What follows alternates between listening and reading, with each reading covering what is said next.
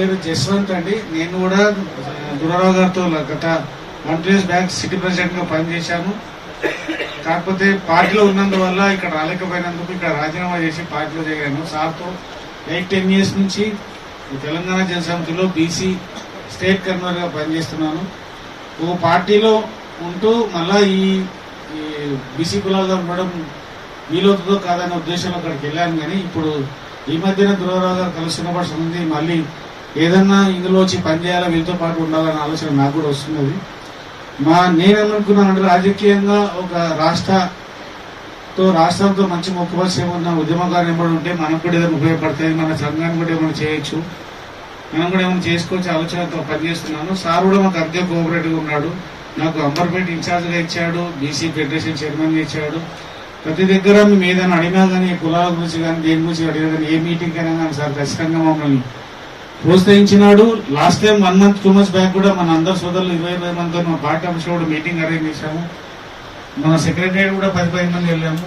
మీరందరూ ఇలాగే దుర్రారావుతో పాటు పనిచేసుకుంటే మేము కూడా మా పార్టీ తరఫున ఖచ్చితంగా మీకు సపోర్ట్ గా ఉంటాము. ఇందాక దుర్రారావు ఏ విషయం చెప్పారు, సీఎం వ్యతిరేకానికి సహకారం మనం వెళ్ళాలి అంటున్నారు కదా, ఆ విషయంలో నా వంతు సహకారం ఖచ్చితంగా నేను మీకు నెరవేరుస్తానా. సార్ మా మాట ఇప్పుడు కాదన్నాడు, ఇవాళ అన్వరీకరణ రాలేకపోయినాడు, అందుకు నేను కూడా మీకేం చెప్పలేకపోతున్నాను. కానీ ఖచ్చితంగా ఈసారి మీరు ఎట్టే ప్రోగ్రామ్ కి సార్ ఉండేట్టు చూస్తాను. మనం సీఎం బ్యాంక్ అనేది వెళ్ళడం అంటూ ఉంటే మనం అందరం ఒక డేట్ తీసుకొని మీరు వస్తే సార్తో మాట్లాడిస్తాము, టైం తీసుకున్నాము, వెళ్దాము, కలుద్దాము. ఈ అవకాశం నాకు కల్పించినందుకు థ్యాంక్ యూ. రేపొద్దున ఒక రుణం కావాలంటే ఫస్ట్ ఆయనకు వస్తుంది, మన దాకా రాదు. అది అంటే ఆయనకు వస్తుందో రాదో అది వేరే విషయం. ఉదాహరణ చెప్తున్నాను నేను, రాజకీయ పలుకుబడి ఉన్నటువంటి కార్యకర్తలకు మాత్రమే అది వస్తుంది. కార్యకర్తల పథకంగా మారకూడదు, ఇది అదే జరుగుతుంది.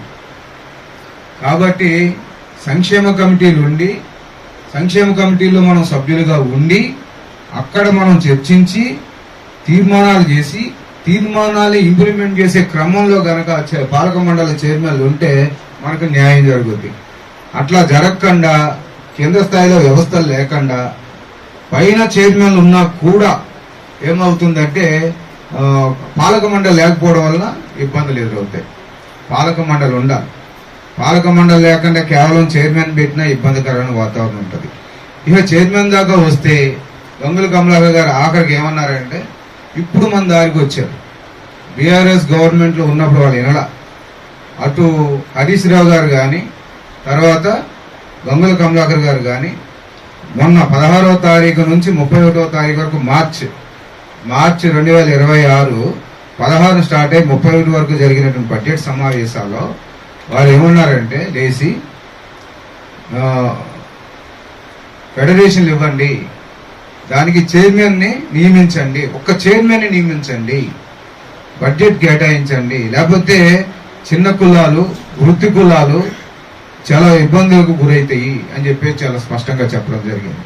మనకి వచ్చిన ప్రతి ఒక్కరికి ధన్యవాదాలు తెలుపుకుంటూ, వాస్తవానికి మనం ఏ కార్యక్రమం చేపట్టినా మనం లక్ష్యం, మన ఎజెండా ఒకటే. అదేంటి అంటే బీసీలకు ఫెడరేషన్లు కావాలి, కార్పొరేషన్లు కావాలి అనేది ప్రతి ఒక్కటి మనం ఎప్పుడు చేసినా, ఏ రూపంలో చేసినా కానీ అదే వాడు ప్రతిసారి మనం చెప్పింది కూడా అదే వాడు. ఎలా చేసినాము అని అంటే, ఈ రోజు సంస్మరణ సభనే గాని, లేకపోతే మనం డాక్టర్లకు అవార్డులు ఇచ్చినా గాని, అడ్వకేట్లకు అవార్డులు ఇచ్చినా గాని, సేవ చేసిన వాళ్ళకి అవార్డులు ఇచ్చినా గాని, ఎవరికి అవార్డులు ఇచ్చినా ఏది చేసినా గాని మనం మళ్ళా దాంట్లో అందరినీ గెస్ట్లను పిలిచేసి ఆ గెస్ట్లకు చెప్పేది మనం ఒకటే, మనకు బీసీలకు ఫెడరేషన్లు కావాలి, వాటికి చైర్మన్లు కావాలి, బడ్జెట్ కావాలి, కార్పొరేషన్లు కావాలి అని చెప్పేసి మనం ఏ రూపకంగా చేసినా కానీ మన ఎజెండా ఒకటే. ప్లస్ స్థానిక సంస్థల లోపల కూడా మనకి ఏబిసిడి వర్గీకరణ కావాలి అని అన్నాం.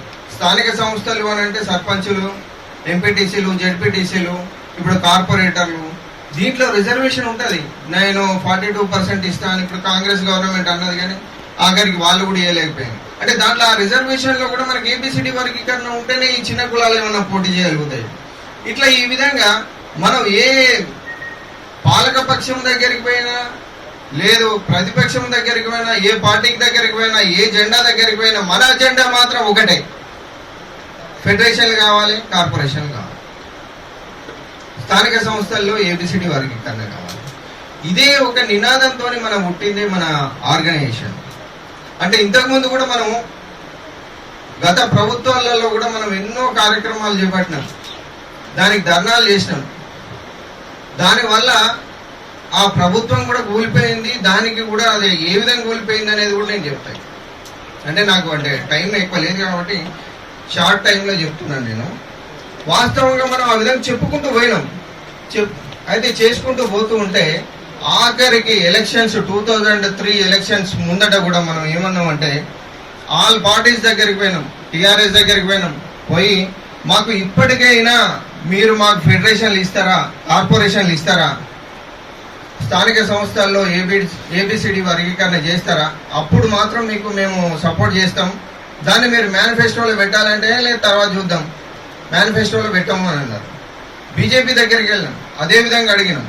ఆ రోజు పాపారావు గారు అదే విధంగా చెప్పిండు. తర్వాత ఇంద్రసేనారెడ్డి గారు కూడా మేము అది ఇయ్యలేము, ఫెడరేషన్ కార్పొరేషన్లు మేము ఏదో లోన్లు ఇస్తాము తక్కువ ఇంట్రెస్ట్ తోని అని చెప్పారు. అయితే ఆ విధంగా కాకుండా ఇంకా మనం కాంగ్రెస్ పార్టీ దగ్గరికి పోయినాం. ఆ రోజు కాంగ్రెస్ పార్టీ దగ్గరికి పోతే మేనిఫెస్టో కమిటీ చైర్మన్ గా మన శ్రీధర్ బాబు గారు ఉంటే, శ్రీధర్ బాబు గారు ఒకటే అన్నాడు, మీరు అన్నయ్య మేము ఖచ్చితంగా మేనిఫెస్టోలో పెడతాం చేస్తామని చెప్పేసి అన్నారు. అంటే దానికి మనం ఓకే చెప్పేసి మనం ఆ రోజు కాంగ్రెస్ పార్టీకి మద్దతు ఇవ్వడం జరిగింది. మనం ఈ ఆర్గనైజేషన్ అసలు వాస్తవంగా మనం ఇంత ముందడికి వెళ్ళడానికి కారణం ఏంటంటే ఇన్ని కులాల కలయిక వల్లనే జరిగింది. దానికి మీ అందరికి కోఆపరేషన్ ఉండడం వల్లనే జరిగింది. అయితే మనం ఈ కాంగ్రెస్ గవర్నమెంట్ ఇప్పుడు అంటే సపోర్ట్ చేసినాం, గెలిపించినాం, తీసుకొచ్చినాం, అంతా అయిపోయింది. అయిపోయిన తర్వాత కూడా ఇప్పటికీ 2.5 సంవత్సరాలు గడుస్తుంది. ఇప్పటికీ మన పరిస్థితులు ఈ విధంగానే ఉన్నాయి, మారతలేవు. మరి మనల్ని మర్చిపోయి గత ప్రభుత్వాలు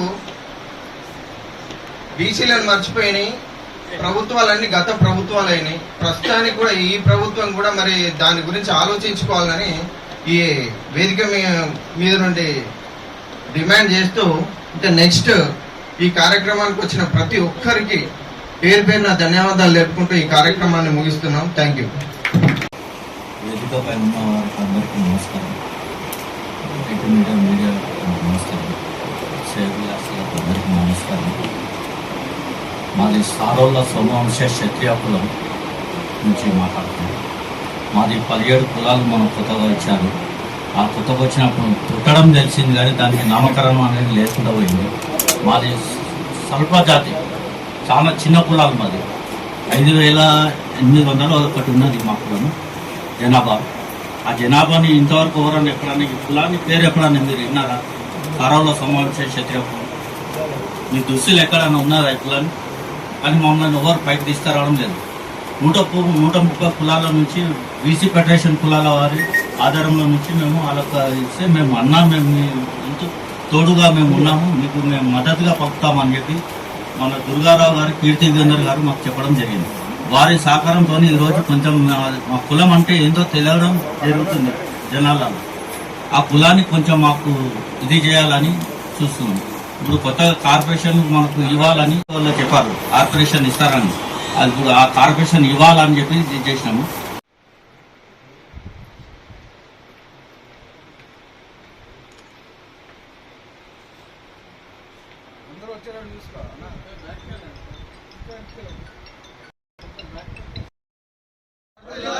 బీసీల ఐక్యత,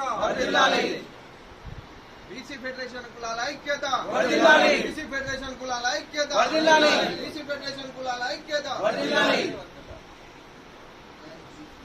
జై బీసీ, జై బీసీ, జై బీసీ, జై బీసీ.